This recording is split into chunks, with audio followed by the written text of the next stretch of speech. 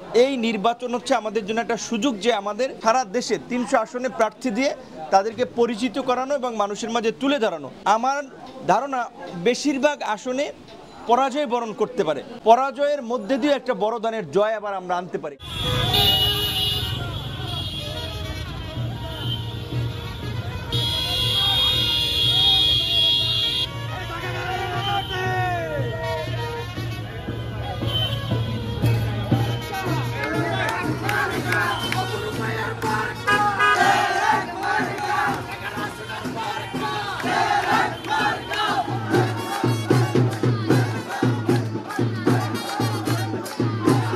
কারণ একটা রাজনৈতিক দল একজনকে প্রার্থী করে অনেকগুলো দিক বিচার বিবেচনা করে বিভিন্ন প্রেক্ষাপট, এবং অনেক দল দেখেন যে বড় দলগুলো যারা জোট করে নির্বাচন করে তারা কিন্তু তাদের দলের পরীক্ষিত অনেক পুরানো নেতৃবৃন্দকে অনেক ক্ষেত্রে মনোনয়ন দিতে পারে না। আমরা যেটা বলেছি যে বাংলাদেশে এই যে দীর্ঘদিন ধরে যে পুরানো রাজনীতি, দুর্নীতিগ্রস্ত রাজনীতি এবং একটা আধিপত্য বিস্তারের দীর্ঘদিনের যে দ্বিদলীয় পরিবারতান্ত্রিক রাজনীতি, আমরা এই রাজনীতির বাইরে একটা গণতান্ত্রিক, একটা জনকল্যাণমুখী রাজনীতি এই দেশে উপহার দিতে চাই।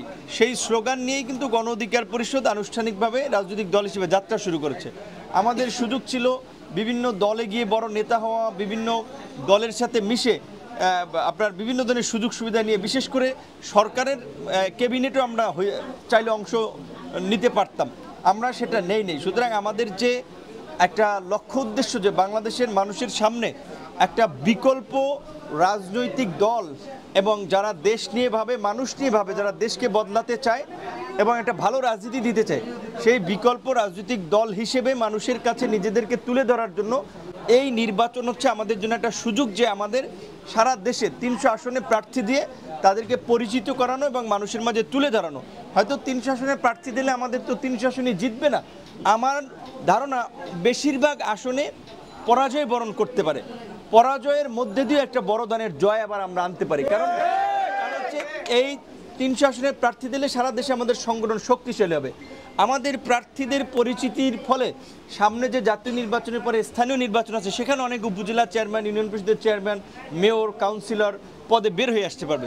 সুতরাং এই একটা নির্বাচন মানে শুধু একটা নির্বাচন না, এর সাথে দলের অনেক ভূত ভবিষ্যৎ নির্ভর করে। সেই জায়গা থেকে এখন পর্যন্ত আমাদের দলের সিদ্ধান্ত আমরা ৩০০ আসনে প্রার্থী দেব, তার মধ্যে যাদেরকে আমরা জয়লাভ করাই আনতে পারি তাদের নিয়ে এক ধরনের আমাদের হার্ডওয়ার্কিং একটা পলিসি থাকবে। যারা দুর্বল প্রার্থী তাদের নিয়েও আমরা কেন্দ্রীয়ভাবে কাজ করব।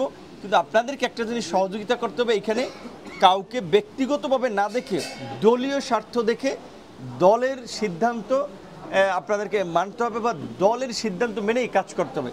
অপূর্ব ভাই সে স্বাভাবিকভাবে এখন ধরেন কাজ করতেছে, সেও তার সামর্থ্য অনুযায়ী নেতাকর্মীদের সাপোর্ট দিচ্ছে, খরচ করতেছে।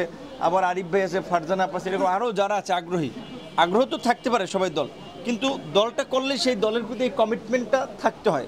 বুঝলেন না? ঠিক আছে, দল কোনো বিশেষ বিবেচনায় তাকে দিয়েছে, অনেক নির্মম সত্য আছে যেগুলো নেতৃত্ব পর্যায়ে থাকলে আমরা বলতে পারি না।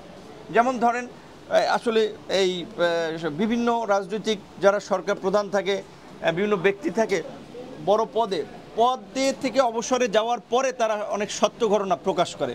যেমন কিছু আগে ধরেন এই নাহিদ আমাদের যে এই গণ আন্দোলনের অন্যতম পরিচিত মুখ নেতা, সে বলছে যে কিছু উপদেষ্টা আমাদের সাথে গাদ্দারি করেছে, বেইমানি করেছে।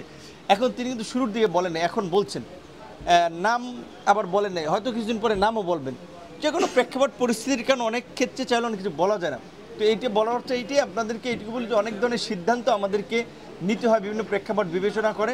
কিন্তু আপনারা সবাই মিলে যদি কাজ করেন, আশা করি যে ঢাকা 11 আসনে আমরা যাকেই দিই আমাদের একটা জয়লাভ করার মতো একটা প্রেক্ষাপট সেখানে আছে। আমি এই এলাকায় ছিলাম অনেকদিন ধরে, এখন আছে এলাকার মানুষের সাথে আমার একটা সম্পর্ক আছে, আমার ব্যক্তিগতভাবে একটা কানেকশন আছে।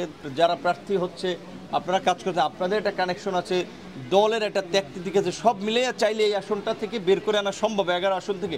সো দলের একজন এমপি হওয়া মানে দল এমপি হওয়া, সেইভাবে আপনারা কাজ করেন যে 11 আসনটা যেন আমরা বের করে নিয়ে আসতে পারি। আমি ঢাকা 11 আসনে এমন কাজ করে দিয়ে যাব, যেতে চাই যদি আমাকে দল থেকে নমিনেশন দেওয়া হয় তাহলে আমি এমন কাজ করে দিয়ে যেতে চাই যে বিগত আরো 50 বছর যাওয়ার পরে যখন আমার নাম ঢাকা 11 আসন স্মরণ করে, মানুষ ঘুম থেকে উঠে যখন স্মরণ করে অমুক নেতা ছিল, অমুক দলের থেকে এমপি হয়েছিল,